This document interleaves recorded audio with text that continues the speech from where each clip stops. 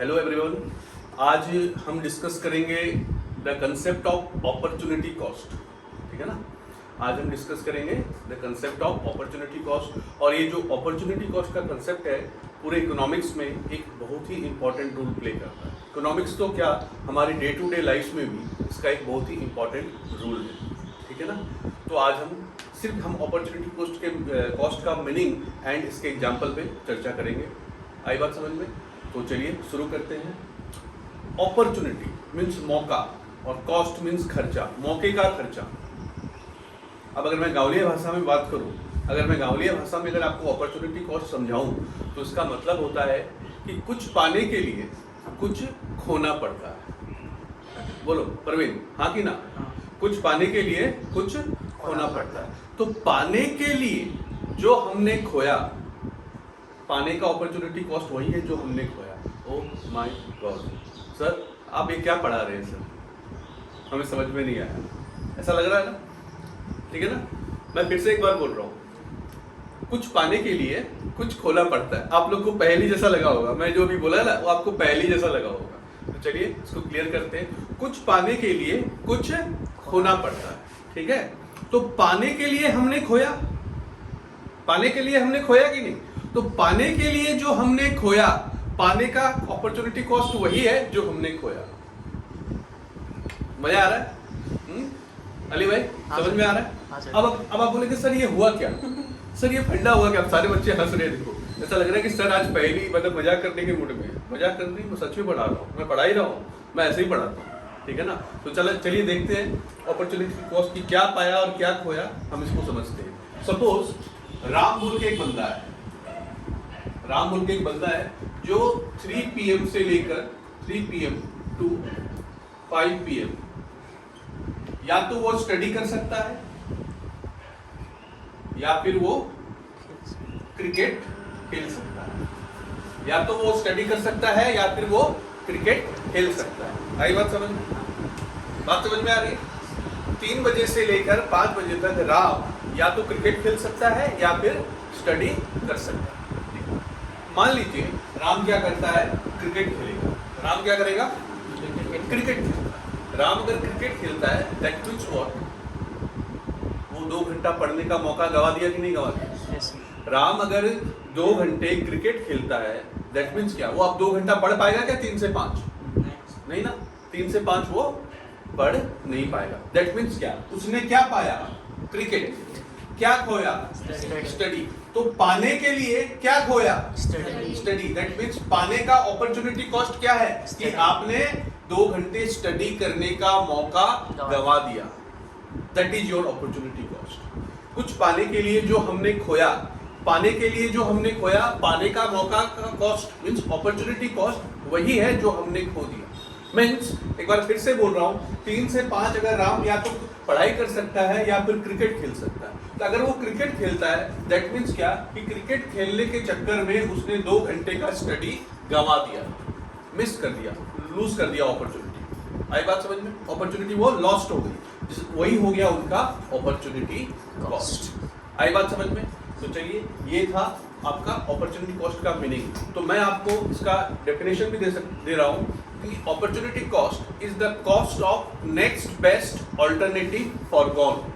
Next best जो आपने उसका ऑल्टरनेट था, ऑप्शन था, उसको आपने छोड़ दिया। मींस यहाँ पे 2 ऑप्शंस थे, या तो आपको स्टडी करना है या फिर आपको क्रिकेट खेलना है। तो राम ने क्या किया? यहाँ पे क्रिकेट खेला। तो अगर वो क्रिकेट नहीं खेलता तो क्या करता?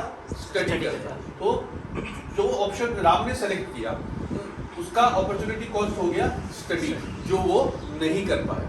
तो पाने के लिए उसने स्टडी को, क्रिकेट को खेलने के लिए उसने स्टडी को खो दिया या छोड़ दिया। तो जो छोड़ दिया वही आपका अपॉर्चुनिटी कॉस्ट है। ठीक है ना। पर आपने पाया भी है कुछ। एट द सेम टाइम ये ध्यान रखिएगा, आपने कुछ पाया भी है। क्रिकेट को पाया है और स्टडी को छोड़ा है। तो क्रिकेट पाने का अपॉर्चुनिटी कॉस्ट हो गया 2 घंटे का स्टडी जो लॉस्ट हो गया। आई बात समझ में? क्लियर है? तो चलिए हम इस पे 1-2 एग्जांपल्स और लेते हैं, इस कंसेप्ट को और क्लियर करते हैं। ठीक है।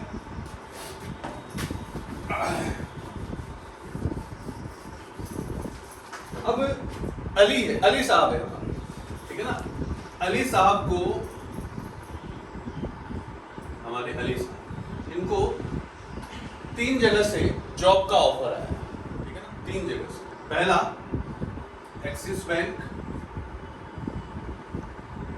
पहला है एक्सिस बैंक जो इनको 1 लाख पर मंथ देगा, ठीक है।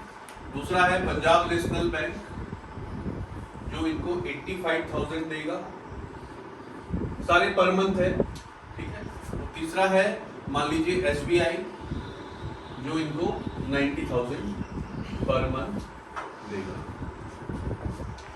ठीक है ना। आई बात समझ में? ये 3 ऑप्शंस इनके पास है, ये 3 ऑप्शंस इनके पास है अली साहब के पास, ठीक है ना।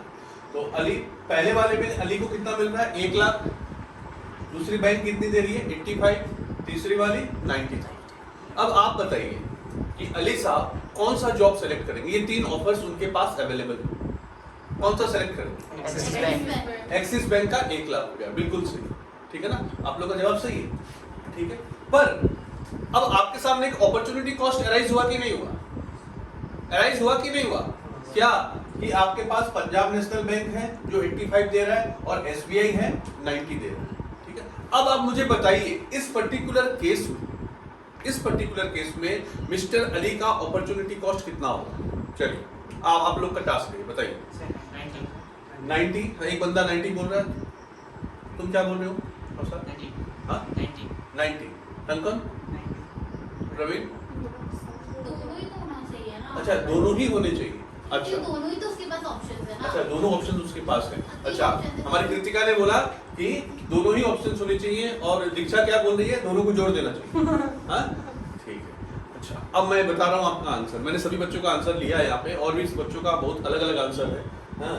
लेकिन यहाँ पे आंसर होगा 90,000 अपॉर्चुनिटी कॉस्ट। अब आप बोलेंगे क्या, क्यों, कैसे? तो जरा देखिए, सबसे पहले ज्यादा सैलरी कहाँ है? 1 लाख, डेफिनेटली हम वो सेलेक्ट करेंगे। हम बेवकूफ नहीं है, बेवकूफ नहीं, हाँ दिख सकते हैं हम बेवकूफ, पर बेवकूफ हम नहीं। नहीं, ठीक है ना। बेवकूफ हम दुनिया को बना सकते हैं, हमारे बच्चे आजकल इतने चालाक हैं, ठीक है ना। दूसरी बात, अगर मुझे 1 लाख वाला ऑप्शन नहीं मिलता तो मैं किस ऑप्शन में जाता? 90। दैट मींस क्या? नेक्स्ट बेस्ट मेरे लिए कौन सा है? 90। अभी थोड़ी देर पहले मैंने डिफाइन किया, opportunity cost is the cost of next best alternative foregone. जो नेक्स्ट बेस्ट आपने छोड़ा, 85, 70, 60, 50 होता तो कोई मैटर नहीं करता, नेक्स्ट बेस्ट कौन सा है? मींस नेक्स्ट बेस्ट का यह मतलब हो गया, अगर आप 1 लाख में नहीं जाते किसी कारण से, तो फिर आप दूसरा कौन सा सेलेक्ट करते? 90। तो यहाँ पे नेक्स्ट बेस्ट कौन सा हो गया? 90। तो 1 लाख पाने के लिए आपने 90,000 वाले को छोड़ दिया। तो 1 लाख एक्सिस बैंक में जॉब करने का अपॉर्चुनिटी कॉस्ट है एसबीआई का 90,000 पर मंथ। क्लियर है? यस सर, क्लियर है? Yes sir, everyone? Yes sir. Clear? चलिए एक एग्जांपल और लेते हैं, ठीक है ना। इसके एग्जांपल बड़े मजेदार है, कंसेप्ट है सारे, ठीक है।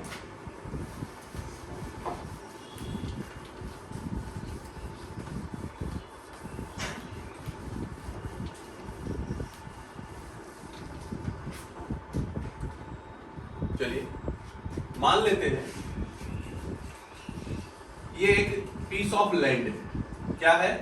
Piece of land, piece of land, ठीक है। ये जमीन का टुकड़ा है, थोड़ा सा बेटे सर्कुलर है, राउंड है बेटे, ठीक है ना। रेक्टेंगल या और किसी शेप में नहीं है, या वर्गाकार नहीं है, स्क्वायर नहीं है, जो भी है। तो मान लीजिए कोई फील्ड है, राउंड एक फील्ड है, ठीक है। अब यहाँ पे खेती बाड़ी होती है, ठीक है ना, यहाँ पर खेती बाड़ी होती है, ठीक है ना। और ये जो अभी मैं एग्जाम्पल करा रहा हूँ हमारे आसाम बोर्ड में आया हुआ है, ठीक है ना।